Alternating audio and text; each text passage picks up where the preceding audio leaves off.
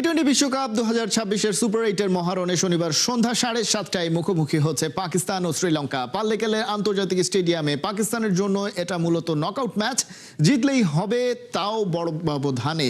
অন্যদিকে বিদায় নিশ্চিত হলেও ঘরের মাঠে লড়াই ছাড়তে রাজি নয় লঙ্কানরা।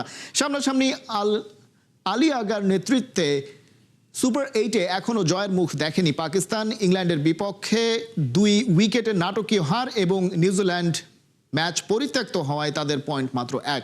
তাই এবার রান রেটের লড়াইয়েও সমান গুরুত্বপূর্ণ। শ্রীলঙ্কা সুপার 8-এ ইংল্যান্ড ও নিউজিল্যান্ডের কাছে বড় ব্যবধানে হেরে ছিটকে গেছে। তবে হেড টু হেডে 29 ম্যাচে 12 জয় নিয়ে লঙ্কানরা জানে কিভাবে পাকিস্তানকে চাপে ফেলতে হয়। সবশেষ দেখায় জানুয়ারিতে ডাম্বুলায় 24 রানে জিতেছিল তারাই। সেমিফাইনালের দৌড়ে টিকে থাকতে পাকিস্তানের শুধু জয় নয়, বড় জয় প্রয়োজন। একই সঙ্গে তাকিয়ে থাকতে হবে ইংল্যান্ড নিউজিল্যান্ড ম্যাচের ফলের দিকে।